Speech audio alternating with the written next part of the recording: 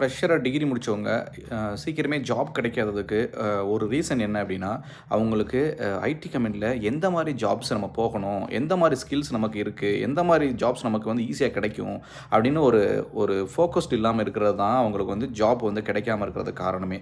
So நீங்கள் படிக்கும்போதே உங்களுக்கு கோடிங் வந்து நல்லா அவங்களுக்கு பண்ண வருது, இல்லை கோடிங் நீங்கள் செஞ்சு கண்டிப்பாக நான் வந்து ஒரு கோடிங் படிச்சுட்டு ஒரு டெவலப்பராக தான் உள்ளே இருக்கணும்னா, நீங்கள் டிகிரி முடிச்சுட்டு அப்புறமோ அல்லது டிகிரி படிக்கும்போதோ நீங்கள் வந்து கோடிங் செய்ய கற்றுக்குறங்க. இல்லை எனக்கு ஐயோ இந்த கோடிங்னா ரொம்ப பயம், எனக்கு கோடிங் வேணாம், ஆனால் எனக்கு ஐடி கம்பெனியில் ஒர்க் பண்ணணும்னு ஆசை, எனக்கு கோடிங்லாம் வேணாம், எனக்கு பிடிக்கல, வேறு எந்த மாதிரி ஜாப் போகலாம் அப்படின்னா, நீங்கள் இந்த யூஐ யூஎக்ஸ் டிசைன் பண்ணுறவங்களா போகலாம், அதுக்கு கோடிங் தேவையில்லை. இல்லை டெஸ்டராக போகலாம், குவாலிட்டி அனலைசர் அல்லது டெஸ்டராக போகலாம். அதாவது நீங்கள் டெவலப் பண்ணதுக்கப்புறம் ஒரு ஆப்பையோ அல்லது ஒரு வெப்சைட்டோ டெவலப் பண்ணதுக்கப்புறம் அதை குவாலிட்டி டெஸ்ட் பண்ண சொல்லுவாங்க, அந்த ஃபீல்டுக்கு போகலாம். இல்லைன்னா நீங்கள் மார்க்கெட்டிங் ஃபீல்டு இருக்கலாம், நீங்கள் டெவலப் பண்ண ஆப்பை உலக லெவலில் வந்து சேல்ஸ் பண்ணுறதுக்கான அந்த மார்க்கெட்டிங் டீமில் நீங்கள் வந்து ஜாயின் பண்ணலாம். ஸோ நிறைய